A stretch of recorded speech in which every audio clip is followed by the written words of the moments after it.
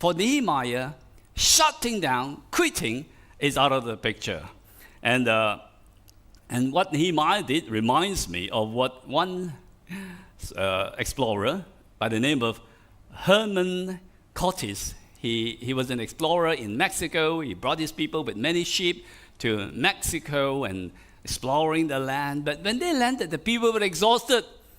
They were tired. They all say to Cortes, "We can't." And many of them wanted to go back. You know what? Legends, as I said, it's a legend, Herman Cortes says, "Let's burn the sheep." And all the sheep was burned, because why?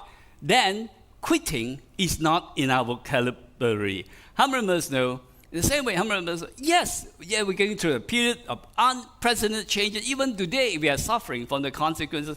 But quitting is out of the question. We need to steer from a shutdown mentality to a take-off mentality. Get ready, man. Your plane is about to take off, and this is your captain speaking. There may be some turbulence. All right, there may be some challenges. We shall land in our great destiny. And all the people say, Philippians chapter 4, verse 22. All of God's people greet you, particularly those from the palace of Caesar. This is the last page, all right, Paul's letter to the Philippians. You remember, he was actually writing this from where? The prison. But he said, greeting all God's people from the palace of Caesar. He may be in the dungeon, courtesy of the king, but he don't have a shutdown mentality. He say, I'm staying with the courtesy of the palace of Caesar. And it's not just positive thinking. In fact, he was chained to imperial guards, the most elite imperial guards, 24 hours a day. And over a period of 2 years, and what we know historically, 4 hours shift, which means that Paul has opportunity to reach out to 4,380 imperial guards. These people are the closest to Roman Caesar. You say, how come just not many years of the death of Christ, the whole Roman Empire turned from inside out? Let me tell you this, the seed planted by someone who was in a shutdown place, a prison, but he didn't have a shutdown mentality. He said, I may be in prison, I'm actually in Caesar's palace. Reaching out to some of his closest associates that saw the changing of the world empire of the day. Isn't it wonderful? Don't have a shutdown mentality. Yes, the worst of time can be the best of time. Kidding for us is step into ambiguity, all the uncertainty. Why? Because shutdown is over. It is takeoff time, and all the people say. Lastly, get ready for hidden treasures and opportunity. 2 Corinthians 2, verse 9. No eye has seen, no ear has heard, no mind has conceived what God has prepared for those who love him. Wow. We can never really comprehend totally what God has prepared for those, all right, that love him. And if we're not careful, we're going to miss the hidden treasure, the hidden opportunity, because of our shutdown mood, all right? Even great leaders can miss it.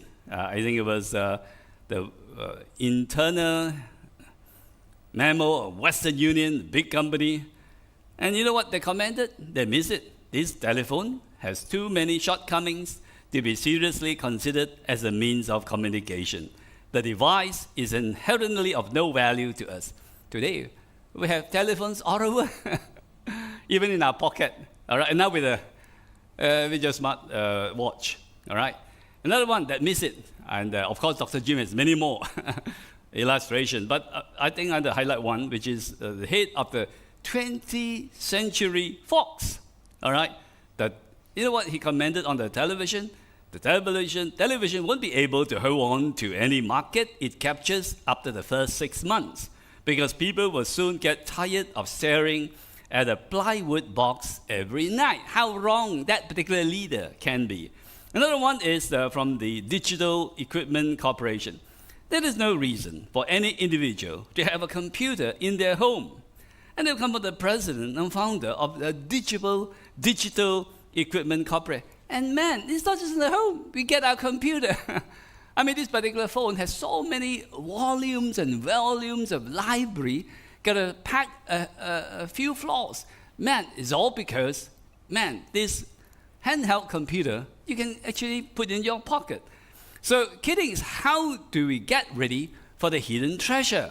Well, think inside the box, not just outside the box. Now, we have always been taught, oh man, you got to think outside the box. Now, it's good. I believe there's a place for thinking outside the box. But sometimes when you think outside the box, there's so many possibilities. 101 million possibility. But on the other hand, it's good to think inside the box. In other words, work with what we have. God has given to us. Like the boy with the 5 loaves and 2 fishes, he has 5. But he let God use what he has. Same thing with Nehemiah. Nehemiah could have all kinds of excuses. I'm not a prophet. I'm not a king. I'm not a priest. I'm not an architect. I'm not this. I'm not that. I have no people. I have no money. I have no connection, no power. But you notice, Nehemiah chapter 1, the last verse, that is amazing. All right? Normally in the Bible passage, look up to the first verse and the last part of the verse. And the last part of the chapter 1, I was cupbearer to the king. Yes, some of you may say, I'm a salary man. I'm just a homemaker. But no, even as a cupbearer, how many so when you let God use what you have, you can do something remarkable. That which was impossible for 90 years, Nehemiah did it in 52 days. That is innovative building. But he was a cupbearer. He was a waiter. All right? How many of us are kidding? Is make use of what God has for us. Because the Bible tells us in 1 Corinthians chapter 1, now you have every grace and blessing, every spiritual gift and power for doing His will are yours during this time of waiting for the return of our Lord Jesus Christ. The fact is that how many of us know more does not mean better. Sometimes we say, oh, Pastor, you have more money, more resources. Maybe I have more connection. Maybe I have more resources that are given to me from the authority, more subsidies. Man, I'm going to do better. Now, sometimes more does not mean better. If we do a little bit of management, like up on the screen, is a productivity curve. In other words, the more investment you make does not always produce greater productivity and more returns or more profits. The kidding is, what is good enough? Like some time ago, we were looking into putting an aircon in our badminton champs area lobby. It was hot and we did a lot of consideration. Finally, we come up with an aircon solution. And we look into the range, the expensive one, but a lot of features. Or just a basic one, which is enough to cool our place. And we decided on the just enough.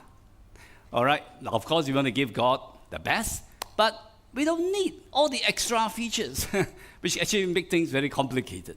All right, it's just simple aircon, press the button, you get the cool down the room, and it works.